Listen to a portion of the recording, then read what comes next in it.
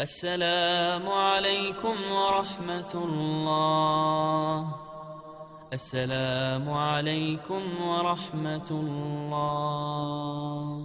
بسم الله الرحمن الرحيم. السلام عليكم ورحمة الله وبركاته. الحمد لله رب العالمين. اللهم صل على سيدنا محمد وعلى آل سيدنا محمد وسلم تسليما كثيرا. سبحانك لا علم لنا إلا ما علمتنا إنك أنت العليم الحكيم. Para habaib yang saya cintai, para alim ulama, para kiai yang saya banggakan, yang saya muliakan, guru kita bersama yang sudah memberikan banyak ilmu buat kita semua. Memang luar biasa beratnya dan susahnya untuk menjaga lisan. Kita lebih merasa enak berbicara daripada memilih diam. Kita lebih menghabiskan waktu ngobrol daripada diisi dengan zikir. Bahaya lidah, dia bukan hanya menjadi pintu hati, bahkan bisa menjadi sebab terisi hati-hati dengan titik hitam. Titik hitam demi titik hitam demi titik hitam, sampai hatinya menjadi hitam. Tidak, la yunkiru munkaran wa la ya'rifu ma'rufan. Tidak akan mengetahui ma'ruf dan tidak membedakan antara ma'ruf dan munkar. Sangat bahaya lidah kita. Makanya Rasulullah sallallahu alaihi wasallam menggambarkan di hadis yang sahih, "Man kana yu'minu billahi wal yawmil akhir falyaqul khairan aw liyasmut." Ada dua pilihan. Kalau anda beriman kepada Allah dan hari akhirat, berkatalah yang baik atau diam. Berarti menurut saya, apalagi di masa sekarang, jauh lebih baik memilih diam daripada berbicara. Idza kana al-kalamu min fiddah fas-sukutu min dhahab.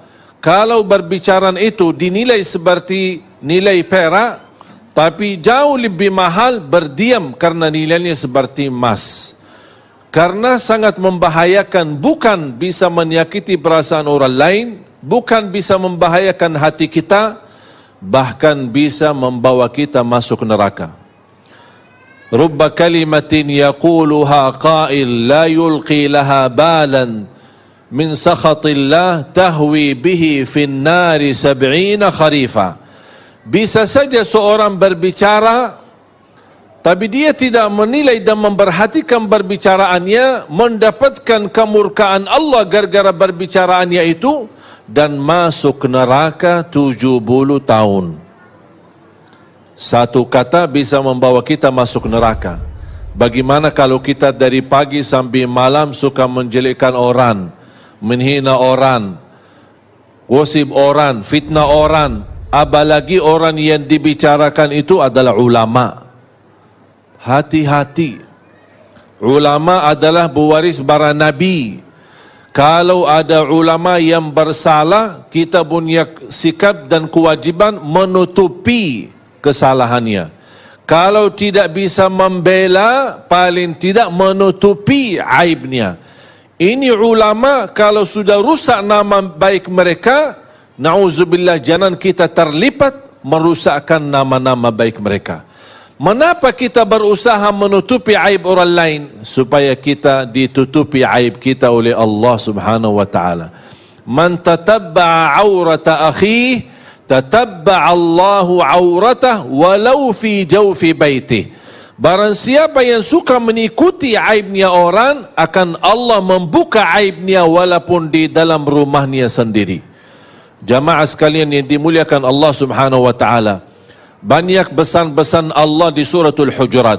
Saya nasihatkan anda semua kalau nanti pulang, buka Al-Quran suratul Hujurat. Banyak nasihat-nasihat, moral-moral, akhlak-akhlak untuk mendidik kita kalau kita bisa belajar dan kita praktik. Allah subhanahu wa ta'ala berfirman, A'udzu billahi minasyaitonir rajim. يا أيها الذين آمنوا إن جاءكم فاسق بنبأ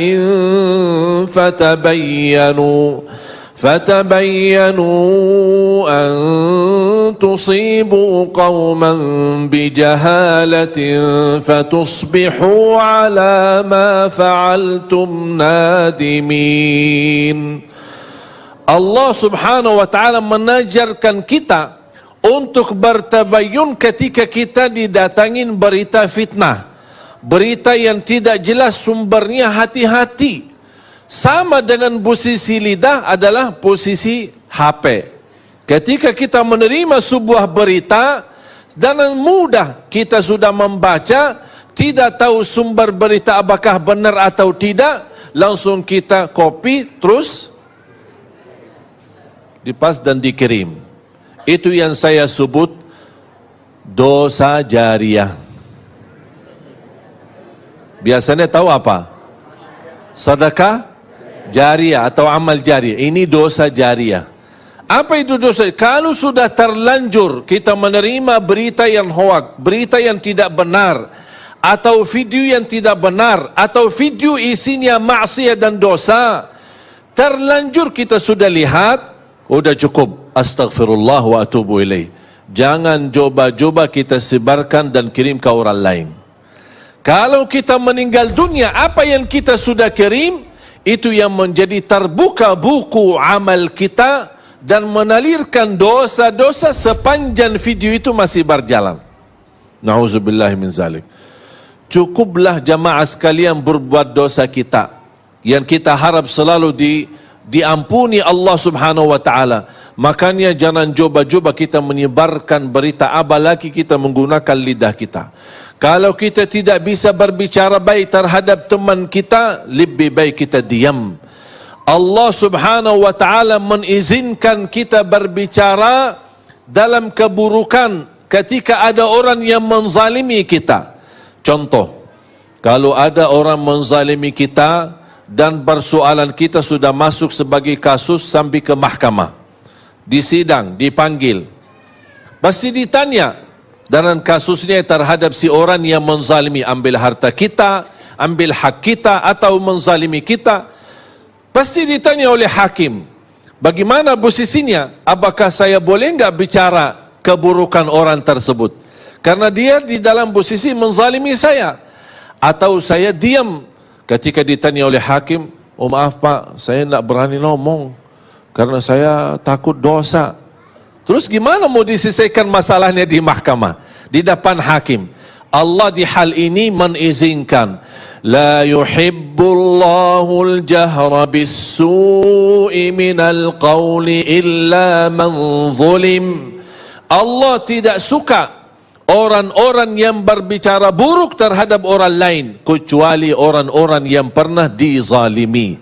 Kalau ada orang menzalimi kita, orang-orang menyakiti kita, kita berhak membela, kita berhak berbicara, tapi tidak boleh berlebihan. Artinya ketika kita ingin membalas, ingin menyampaikan, ingin menolong hajat-hajat kita kepada hakim atau kepada orang-orang yang bisa membantu kita, tidak boleh menjadi di posisi dizalimi, menjadi orang yang menzalimi. Makanya kata ulama, lebih baik kita tidur dalam keadaan dizalimi daripada tidur dalam keadaan menzalimi. Lebih baik kita dihina, kita dicaci maki, kita difitnah, tapi saya berusaha menjaga lidah. Termasuk amal kebaikan, bukan hanya membawa keburukan, kebaikan-kebaikan, amalan-amalan salih yang kita lakukan, gara-gara lidah bisa menjadi hanus amal kebaikan kita. Bisa sia-sia amal-amal kebaikan kita.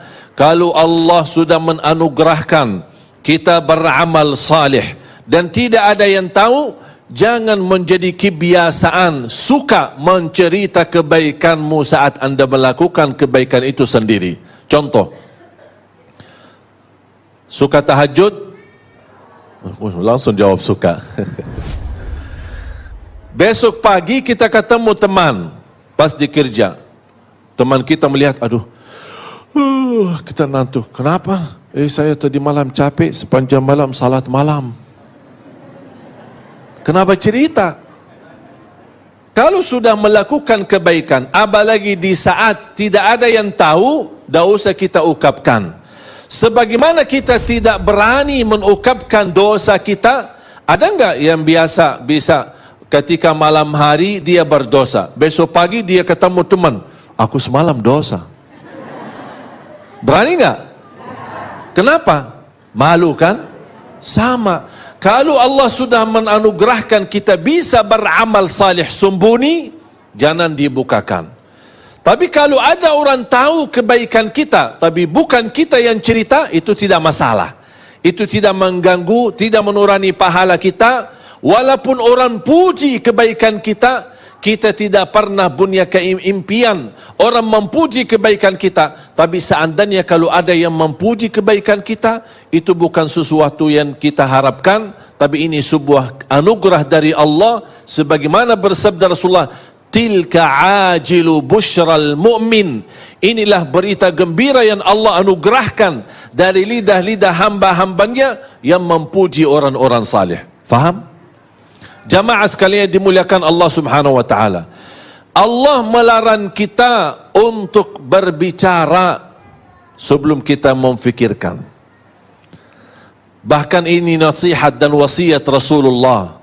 Bahkan itu wasiat Sayyidina Ali bin Abi Talib radhiyallahu an, fakir fima taqul fa in kana khairan faqul wa illa faskut.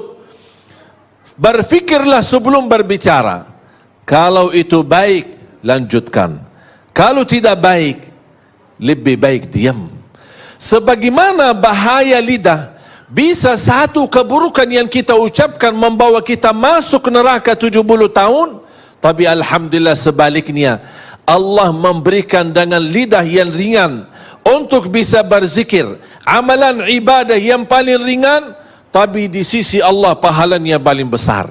Amalan zikir hanya tugas lidah, gerakan lidah, tidak perlu wudu, tidak harus menghadapi kiblat, berdiri, duduk atau berbaring, dimanapun kita berada, biarpun ibu-ibu lagi halangan, masih bisa gunakan lidahnya untuk berzikir kepada Allah.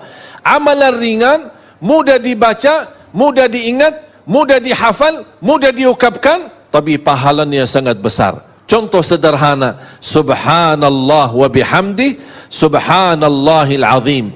Dua kalimat, ringan di atas lisan, berat di atas timbangan, dicintai Allah, subhanallah wa bihamdi, subhanallahil azim. Makanya kita berusaha daripada isi yang buruk dan lidah kita selalu kesibukan untuk mengisi zikir supaya terhindar hati kita dari hal-hal yang membahayakan iman kita.